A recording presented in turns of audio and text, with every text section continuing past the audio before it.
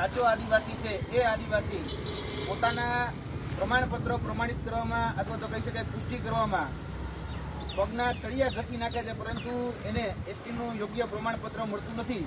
છતાં પણ એવા વ્યક્તિઓ જે જાદુગર છે અને એ જાદુગરો આજે એસટીના ખોટા સર્ટિફિકેટ ઉપર નોકરી પણ મેળવી લે છે અને જે સરકારી સહાય છે એ સહાયના લાભો પણ મેળવી લે છે.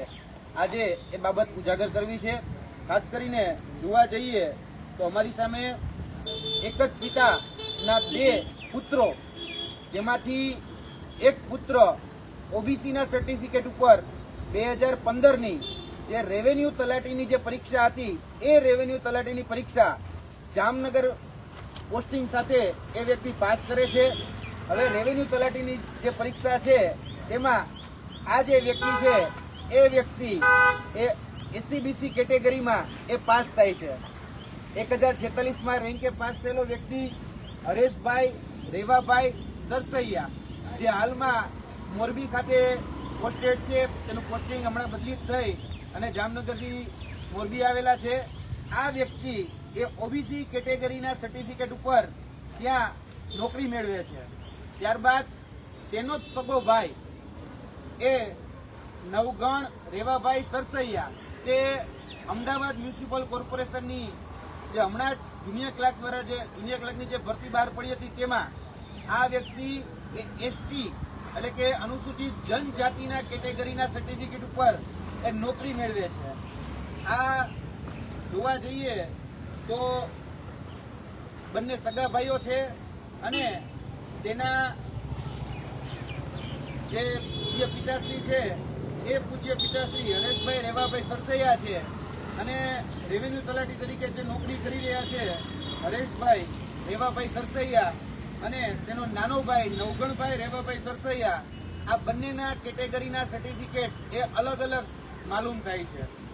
અહીંયા જોવા જઈએ તો મામલો ખાલી અહીંયા પૂરતો જ એ સીમિત નથી, કેમ કે આમાં જે 2021ની જે તાલુકા પંચાયત જિલ્લા પંચાયત જે સ્થાનિક સ્વરાજની ચૂંટણી હતી તેમાં નવગણભાઈ રેવાભાઈ સરસૈયા એ ભારતીય જનતા પાર્ટીમાંથી ઉમેદવારી નોંધાવે છે. અરણી ટીંબા જે વાંકાનેરની જે સીટ છે એ તાલુકા પંચાયતની વાંકાનેરની સીટ ઉપરથી એમાં ઉમેદવારી નોંધાવે છે અને તેના એફિડેવિટમાં એ પોતે અનુસૂચિત જનજાતિ છે તેવું તે લખે છે. એટલે આ છે નવગણભાઈ રેવાભાઈ સરસૈયા. આ નવગણભાઈ રેવાભાઈ સરસૈયાનું જે એફિડેવિટ જે ચૂંટણી પંચને એને મૂકેલું છે, આમાં પણ એક ખોટી માહિતી ભરે છે અને એ ચૂંટણી પણ લડે છે.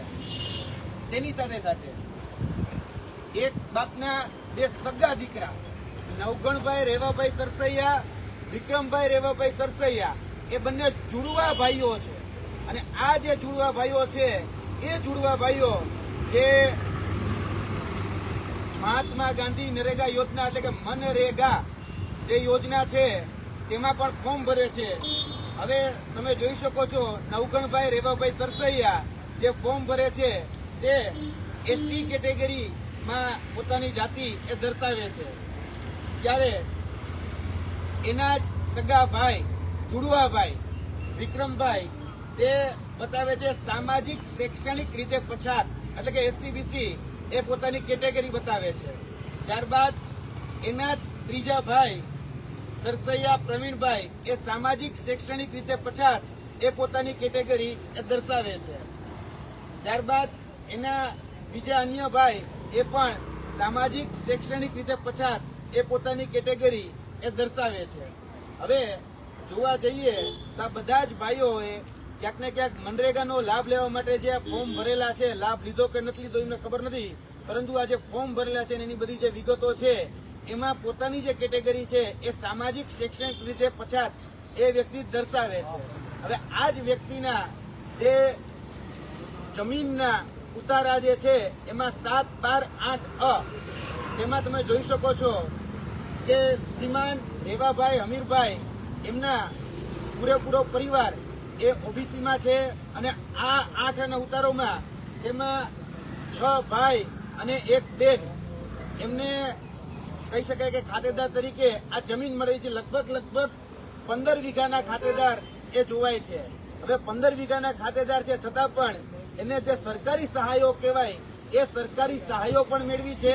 મનરેગા યોજના એ જોવા જઈએ તો બીપીએલ ધારકો હોય, ખાસ કરીને બિલો ધ પોવર્ટી લાઇનમાં જે ખૂબ ગરીબ હોય એ લોકોને રોજગારી આપવાનું કામ આ મનરેગા યોજના કરે છે. એમાં પણ ક્યાંક ને ક્યાંક ખોટું પ્રમાણપત્ર રજૂ કરી અને એમાં પણ એનો લાભ લીધેલો એ આમાં જણાય છે. હવે જોવા જઈએ તો ક્યાંક ને ક્યાંક આ જે ખોટા પ્રમાણપત્રો છે એ ખોટા પ્રમાણપત્રોની તપાસ જે અમદાવાદ મ્યુનિસિપલ કોર્પોરેશન એએમસી ને જુનિયર ક્લર્કની જે ભરતી થઈ એમાં કોઈ જ જાતની તપાસ કરવામાં નથી આવી. તેની સાથે સાથે જે ચૂંટણી અધિકારી છે 2021ની અનીડિમ્બા સીટ ઉપરથી જે વ્યક્તિ વાંકાનેરમાં ચૂંટણી લડ્યા તેમાં ચૂંટણી પંચે પણ એ દરકાર નથી કરી કે આનું આદિજાતિ અનુસૂચિત જે જનજાતિ છે એનું સર્ટિફિકેટ યોગ્ય છે કે નહીં એ તપાસ નથી કર્યું. એટલે એસટી કેટેગરીનું સર્ટિફિકેટ એ ખોટું છે એની તપાસ એ ચૂંટણી પંચે પણ નથી કરી અને તેની સાથે સાથે જે ભરતી બોર્ડ છે એ ભરતી બોર્ડે પણ નથી કરી. હવે જોવા જઈએ તો આ નવગણભાઈ રેવાભાઈ સરસૈયા આ ફક્ત એક ઉદાહરણ છે. અમદાવાદ મ્યુનિસિપલ કોર્પોરેશનની અંદર જે એસટી કેટેગરીના માધ્યમથી જે લોકો વર્તમાનમાં નોકરીએ લાગ્યા છે તે તમામની તપાસ થવી ખૂબ જરૂરી છે.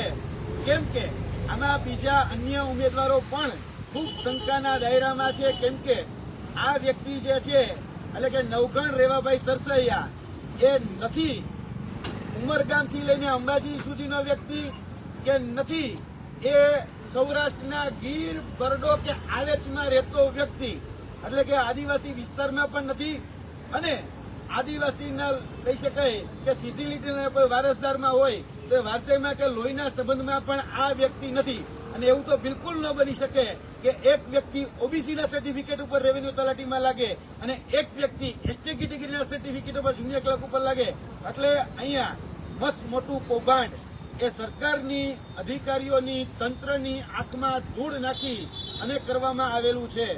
આ વ્યક્તિની સાથે સાથે બીજા જે અન્ય ઉમેદવારો જે છે એ અમદાવાદ મ્યુનિસિપલ કોર્પોરેશનની અંદર જે લાગેલા આ ભરતીમાં એટલે કે જુનિયર ક્લર્કની ભરતીમાં તેમજ અન્ય જો ભૂતકાળની ભરતીઓમાં તપાસ કરવામાં આવશે તો 100 કરતા વધારે એસટી કેટેગરીના ખોટા સર્ટિફિકેટ ઉપર લાગેલા એ તમામ કોર્પોરેશનની અંદર ભરતીઓમાં જે લોકો લાગ્યા છે ને ખાલી એસટી કેટેગરીના સર્ટિફિકેટ ક્રોસ વેરીફાઈ કરવામાં આવે ને તો 100 કરતા વધારે ખોટા એસટી કેટેગરીના સર્ટિફિકેટ ઉપર લાગેલા એ તમામ એ ઉમેદવારો તમને જોવા મળશે. આ એક દાખલો અમે ઉજાગર કર્યો છે. જોવા જઈએ તો આ દાખલો ફક્ત ઉજાગર થયો છે. એક ભાઈ રેવન્યુ તલાટી છે અને એક ભાઈ જુનિયર ક્લાર્ક છે. એક એસસીબીસીના સર્ટિફિકેટ ઉપર છે, એક એસટી કેટેગરીના સર્ટિફિકેટ ઉપર છે. આ ખાલી ઉજાગર થયું છે. બાકી આવા ઘણી બધી જગ્યાએ ઘણા ખોટા સર્ટિફિકેટના માધ્યમથી અમને માહિતી મળી છે. જ્યાર સુધી અમે ગામમાં તપાસ કરી ત્યારે આ વ્યક્તિ એ વાંકાનેરના વસુંધરા ગામનો વતની છે. વસુંધરા ગામની જ્યારે અમે તપાસ કરી ત્યારે અમને જાણવા મળ્યું કે આ વ્યક્તિએ બોગસ સર્ટિફિકેટની સાથે સાથે બોગસ લેટર પેડો બનાવ્યા છે, બોગસ સહીઓ કરી છે, બોગસ સહીઓની સાથે બોગસ સ્ટેમ્પ બનાવ્યા છે.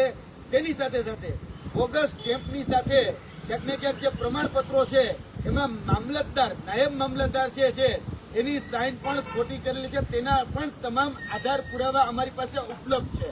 ખોટા લેટર પેડના આધારે જે સહકારી ડેરી કહેવાય એ સહકારી ડેરીની પણ મંજૂરી મેળવેલી છે. એની પણ તપાસ થવી ખૂબ જરૂરી છે. જી, આપના પ્રશ્ન.